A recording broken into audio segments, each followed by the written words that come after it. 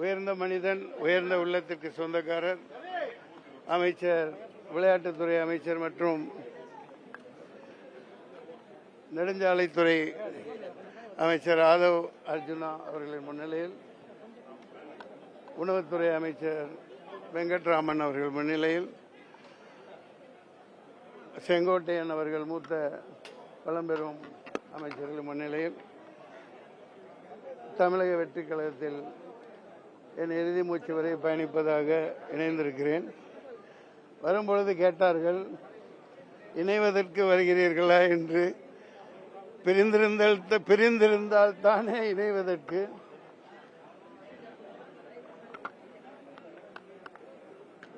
முதலமைச்சர் அவர்கள் தமிழக வெற்றி கழகம் ஆரம்பிப்பதற்கு முன்பே லியோ வெற்றி விழாவில் ஜவஹர்லால் நேரு ஆடிட்டோரியத்தில் த ஒன்லி ஒன் அல்டர்னேட்டிவ் தமிழகத்தின் நாளைய தீர்ப்பு என்று பிரகடனப்படுத்தியிருந்தேன்.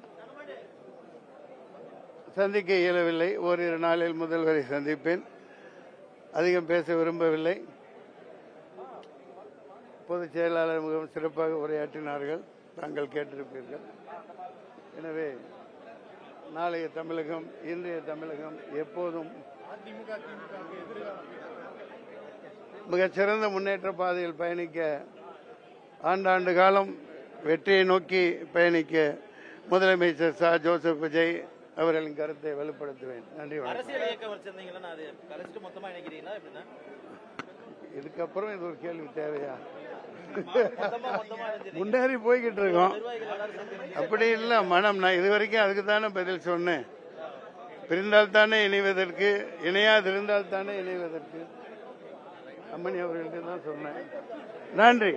இது நிச்சயமாக மிகப்பெரிய புரட்சி. தமிழக முன்னேற்ற பாதையில் பயணிக்கும். நன்றி, வணக்கம்.